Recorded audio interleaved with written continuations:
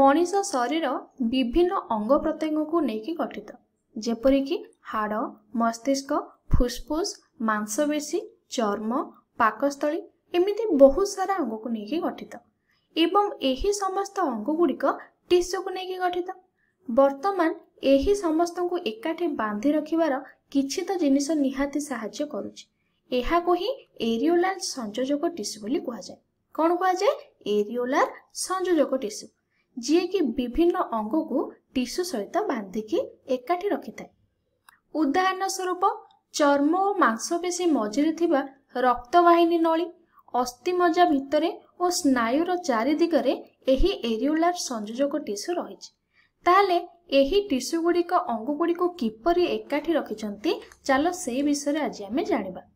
प्रत्येक टिश्यूर किछि कोष रहिछि किंतु एरियोलार संयोजक टिश्यू रे जेउ कोष थाए ताहा तंतु कोशिका होइथाय।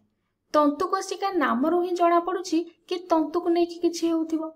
एही तंतु कोशिका विभिन्न प्रकार तंतु को बनाए जहा कि किछि प्रोटीन को नेकी तयारी होइथाय। जेपरि कि मु कहि परबी कोलाजेन तंतु सेही परी इलास्टिक तंतु मध्ये होई परिबो।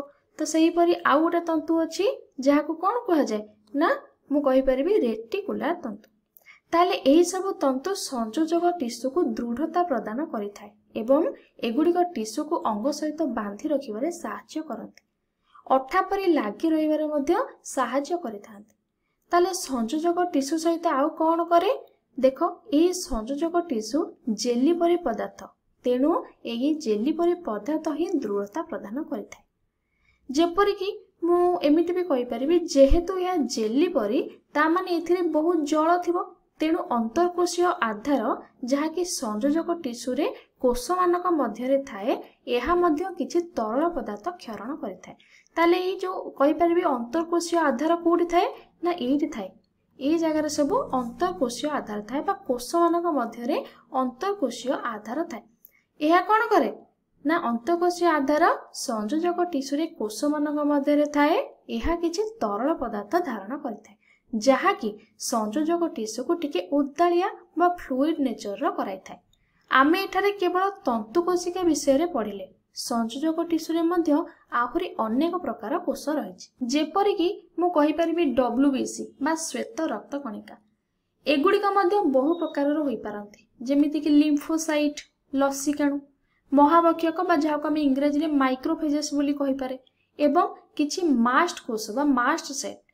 तेणु मु कहि परिबी एही सब जिंस अणुजीव मानक सहित लड़िकी आम रोग प्रतिरोधक शक्ति को एमाने कोन ना बढ़ाई थांती। तेणु आमे कहि परिबा कि संयोजक टिश्यू मध्य अणुजीव मानक सहित लड़े एवं आमर रोग प्रतिरोधक शक्ति को बढ़ाई थाए।